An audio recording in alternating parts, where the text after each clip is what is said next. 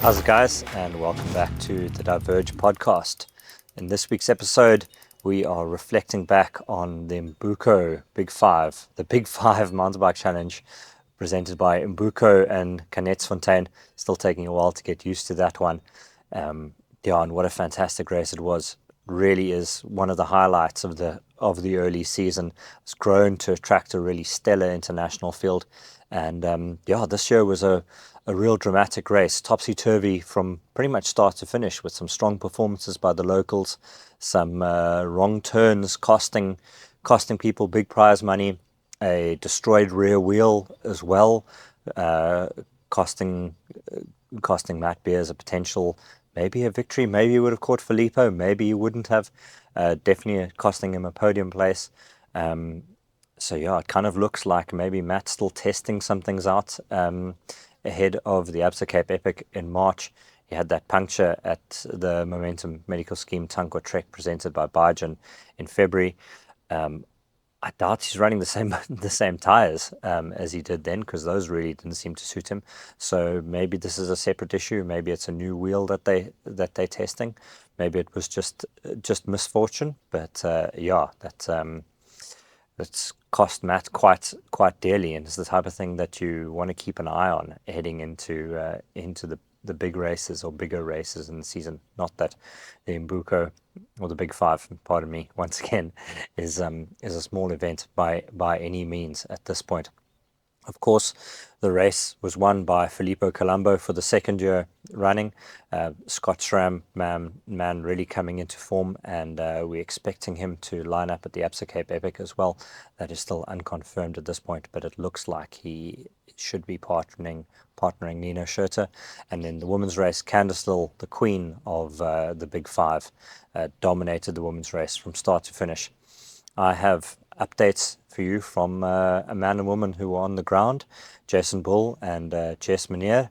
But first, a little bit of a word on poor Jason. He took a big slam this week as well. So Jason, heal up quickly. I know it's just a concussion. The concussion's never nice, but physically, apart from some bumps and scrapes, he seems to be all right. But hopefully the head heals up fast as well.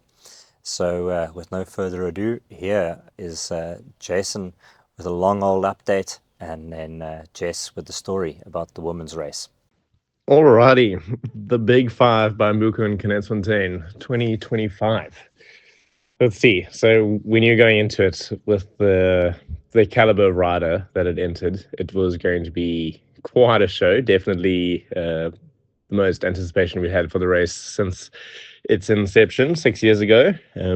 Particularly the likes of Nino Schurter and Matt Beers, who we've never seen go head to head without a partner, such as they do at the Epic. That had me pretty excited. But the Buff Megamo team, Singer KTM Racing, of course, the Imbuko Chemchamp local boys. Luke Moyer was a bit of a wild card in the entries. Obviously, he's a machine cross-country rider, got a couple top 5 finishes in the under-23 World Cups last year in 2024, and has sadly just lost his team sponsorship for this year. They'd signed contracts and everything was confirmed and good to go, and then the team announced that they hadn't in fact secured the title sponsor that they said they did, and all of a sudden had no money, and Luke's been left stranded now just ahead of the season starting. So I think he came through to show people what he can do, and he definitely did that, which we'll get into now. But yeah, there was also pretty much the rest of the big names you'd expect from local marathon racing. Mark Pritson was there in the mix as well.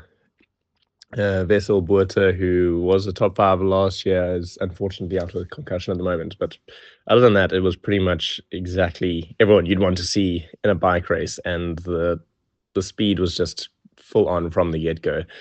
The first climb, which takes in about 700 meters, is mostly Jeep track. There's plenty of room to move, overtake, and attack on some of the steeper sections, and it seemed Beers was really driving the pace hard early on in the race, probably just to separate things a little bit, because there was a big group that was contending on that first climb, and even the likes of Marco and Nino Schurter slipped off Marco was completely off the bunch by 100 meters or so, and Nino was starting to slip off, losing 5 or 6 meters on the steeper sections from the bunch. So it was spicy from the get-go.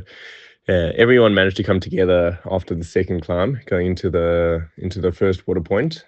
Everyone being, let's see, there was Beers, of course. Luke Moyer was in there, Marco and Tristan Nortje from Imbuko Chemchamp, Andre Frischnecht, Filipo Colombo, Nino was there, Mark Pritzen as well, and Wout Alleman were just off the back, those two. Going into the third climb, which is the biggest of the race. They leave the Canetsfontein water point, cross over the Bainskloof Pass, and they make their way up the Absa Cape single track. Not too steep, quite a few switchbacks though, and a little bit technical, lots of roots and rocks on the ground. So they climb probably from the water point about maybe 150, 200 meters vertical to the top of Absa Cape trail. Then they turn right and drop into the full Monty 3 descent, which is about 4 to 5 minutes of descending, which is short in Wellington.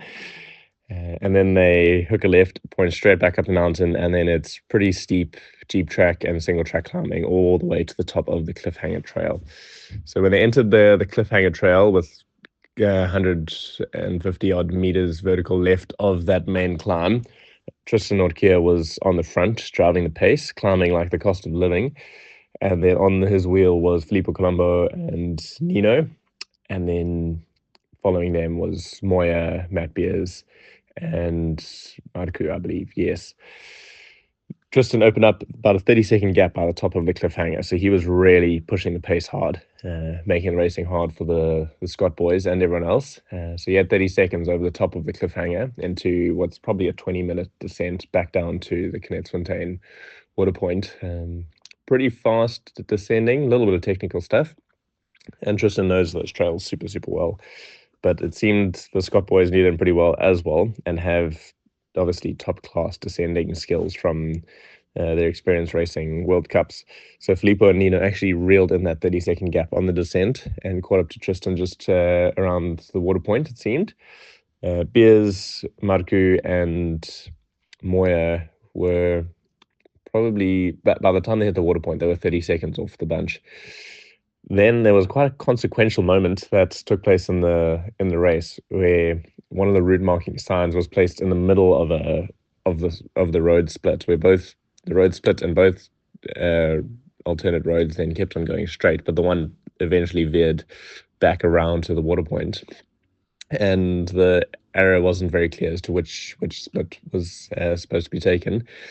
And Nortje went down the wrong one, led the two Scott boys down the wrong one as well. And Beers, Marco, and Moya went on the correct route and suddenly found themselves in the lead, but they weren't actually aware of it. And this is the interesting thing. Chatting to Luke Moya afterwards, he said Matt asked him, leaving the water point, what the time split was.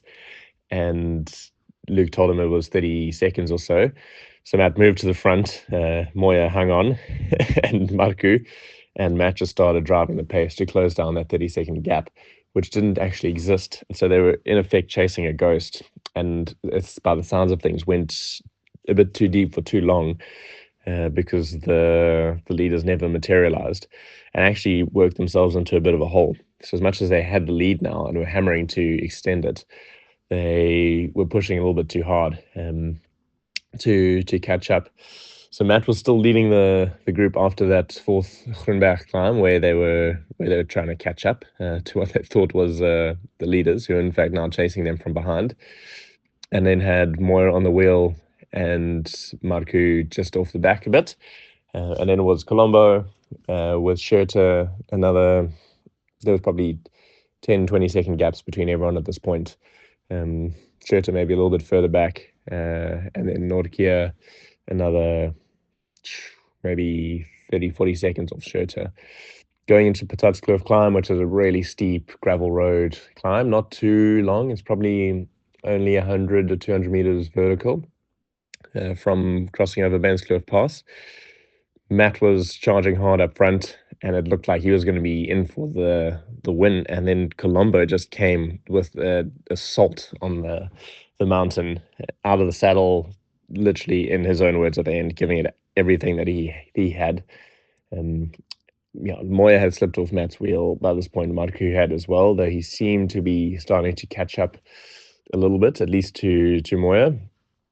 And Colombo just came straight past Beers. It looked like Matt was going to be able to hold the pace, at least minimize the damage down on that climb for a bit. He was seated, climbing, looked a bit comfortable, but as Columbus was extending that gap, it looked like Matt had been defeated. And Colombo just, all he had to do was hold that gap to the end, and he managed to. It was phenomenal. He just timed it really to perfection. He said a bit of it was luck that his legs were there in the end, because the racing was very, very hard. But he just soldiered on to the finish, kept the pace high, and secured that lead. How things would have turned out if Beers hadn't broken a wheel shortly after that would have been interesting to see. By the sounds of things, Mudku Bear hadn't caught Matt yet when Matt's wheel broke, though he might have been gaining on him slightly. But that really did cost Matt a shot at least a second place, if not even the win, if he'd maybe been able to pull in Colombo in the end. But Colombo really seemed to be incredibly strong on the day, and Matt did seem a bit broken after that big blind chase. So Hubert came past Beers. Well, everyone did, in fact. He pulled out from the race, completely destroyed his wheel. And the terrain there is rough. It's hard on bikes, and things like that really can play a part in how the racing is decided. Hubert came through second, super, super strong ride from him. I think not even a minute off of Filipo Colombo. And then Moya third. It really impressed me, being able to hold that intensity over a 3-hour, 45-minute race. Seeing him up in the front at the start was not a surprise at all, because he's a potent rider. But sustaining that intensity for 4 hours is not often something in the repertoire of a cross-country racer. So that was seriously, seriously impressive. Nino came through fourth, and Tristan Nortje fifth. Wout Alleman in sixth, I believe.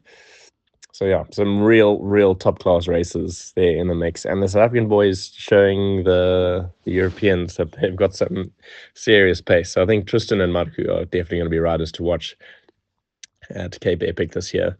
They're showing they're quite evenly matched, being able to stick with each other for most of the day, and both phenomenally talented riders, and really at the moment just trying to turn over every stone that they can in the training. So the whole training craft, I suppose, what they're doing on and off the bike, really trying to become the best athletes that they can be. And the Imbuko Kemcham team is supporting them fully in that, which is great to see. So we could have an African team in really strong contention at Cape Epic this year. So that's quite exciting to see. No, it was phenomenal racing. Really spoiled to have that on our doorstep here in South Africa, and Imbuko have done super well to build this event into what it is. This was its 6th year, first time it's ever sold out. So they had 420 entries or so. The course is absolutely spectacular, incredible trails, super challenging. So really great for the pros to test themselves and their form and where they're at. But also an amazing challenge for amateur riders to take on and experience.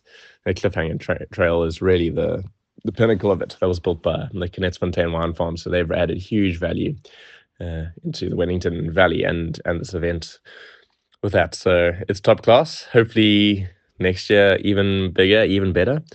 There is marathon world champs in Cape Town, I believe, either 2026 or 2028. Or maybe 2027. I don't recall the exact date, but sometime in the near future. And this would stand as an incredible course to host that race on. There's plenty of room to move, but lots of single track as well to test the rider's skills, plenty of climbing. And we know how to cover it pretty well. So it's a route that could be broadcast well. But there's also some incredible riding that could be done around the City Bowl and the Cape Peninsula. So that's my take on the race. It was definitely one for the books, and hopefully sets the tone for the years to come. Last Saturday, on the 15th of February, an incredibly fierce and competitive field of both international and local riders took to the starting line of the Big 5 MTB Challenge. But at the front of it all, there was really only one name that stood out, and that was Candice Lill. She's fast becoming the undisputed queen of the Big 5 Challenge as the defending title holder and having secured a second victory this weekend. She came into this race with one goal, and that was to win. With Vera Lassa out of the race due to being sick, the chase was left between Emily Johnson, Bianca Hoare, Sam Saunders, and Melanie Deng. But from the very first climb, Candice set the pace in true Candice fashion.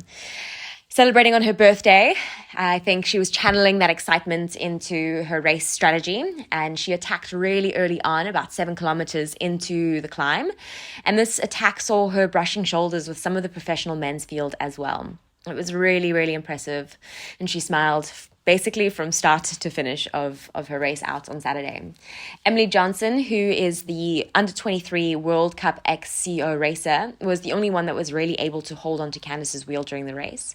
Emily rode an incredibly smart race, and she handled the course's single tracks with precision and maintained her foothold in second place from start to finish. But even she admitted that the course was incredibly challenging and it hurt. Further back in the pack, we had Melanie Deng and Sam Saunders, who were locked into a battle over the 7 Peaks climb and up towards the infamous cliffhanger. Melanie surged ahead, but Sam also wasn't backing down. So it was really exciting to watch these two battle it out on course as they held on to third place. But at the top, Candice claimed the Queen of the Mountain and a really cool earnings and winnings of 20,000 Rand, while Emily crested 5 minutes later, followed by Melanie, Bianca, and then Sam in 5th. And it all really came down to a final showdown, a lung-busting descent and one final last push for the podium. And when the dust settled, it was inevitably Candice who came in first with a 10-minute advance on Emily Johnson in second, Bianca, who managed to climb her way up into third place, Sam Saunders, who was in fourth, and rounding off the top 5 women was Melanie. This weekend's race was really an electrifying showcase of skill and strength, and the women's race delivered so much excitement that it proved just how incredible it can be to see so many fierce competitors take to the start line and push the limits. It's really, really going to be exciting to see how Candice Lill's career and trajectory this year advances, and likewise for all top 5 competitors who took to this weekend's MTB finish line. Good luck to everyone taking on their next race, and looking forward to some commentating for future races to come as well. Thanks, Jess and Jason. And then the other thing that we noticed in the Imbuko Big 5 is the struggles that Hans Becking has been having leading into the racing part of the season. Wasn't at his best at the Mediterranean Epic where he started, which was at the beginning of February, same weekend as the Tankwa Trek, and then flew straight from there to the Big 5. Raced in Wellington in the heat and just never really got going. So unfortunately that's left Hans with some difficult decisions to make, and he has decided to tell the team that he will not be at the level he needs to be at to win the Absa Cape Epic, which unfortunately means that we won't be seeing Hans in South Africa in March. He has, well, maybe we will, but not on a racing front.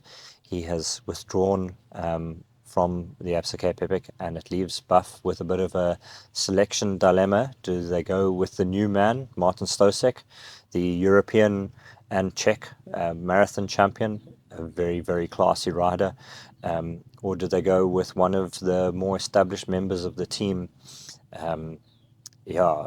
Rodriguez or Jose Diaz? So Paulo Rodriguez or Jose Diaz. So we will see what Buff decide to do in the coming weeks.